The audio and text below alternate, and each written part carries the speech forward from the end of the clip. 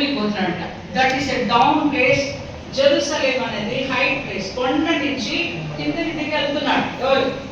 ఒక మనిషి వెళ్తా ఉంటే వాడిని మీరు హెయిర్ పిన్ అంటే తెలుసా? హెయిర్ పిన్ కర్వ్ అంటే ఇట్లా ఉంటుంది. హెయిర్ పిన్ కర్వ్ ఉంటుంది. అది కొండల్లో దారులు ఇట్లా ఇలా ఇలా ఉంటుంది. కాబట్టి ఈ హెయిర్ పిన్ దగ్గరకు వచ్చినప్పుడు పైన ఉండేవాడికి కింద ఉండేవాడికి ఏం కనిపించదు. పైన ఉండేవాడు కింద ఉండేవాడికి కనిపించదు. కాబట్టి వాడిని దొంగలు కొట్టారట. ఎవరిని? ఒక వ్యక్తిని దొంగలు కొట్టి పొల ఊపిరితో వదిలేశారు.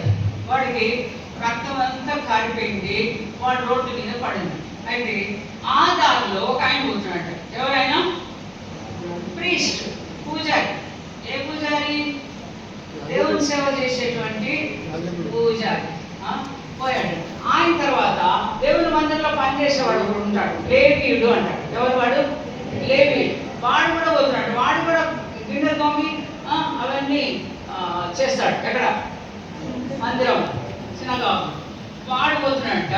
అయ్యా రక్షించు అన్నాడండి. ఎవరు?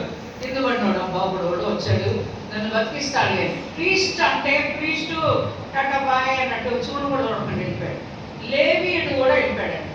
ఆ తర్వాత ఒక సమరయుడు, అవుట్ కాస్ట్ అంటే ఒక యూదులకి ఒక అన్యులకి పుట్టిన వాళ్ళు ఏమంటారు? సమరయుడు అంటారు. వాళ్ళని ఊరు అవతల పెడతారు. వాళ్ళు వచ్చేదానికి లేదు. అలాంటి వాళ్ళు సమరయుడు. అంటే దేవుడి దగ్గరికి ఎవరు వచ్చారు చెప్పండి? సమరసి వచ్చేను, సంభాషణ చేసేను, సత్యములు గ్రహించెను, జీవజలం త్రాగేను, జన్మించెను క్రొత్తగా, జనులకు వివరించెను. యేసయ్య అన్నం తిందామని బాయి కాడికి వచ్చాడు. అన్నం పట్టుకొస్తే తిందామని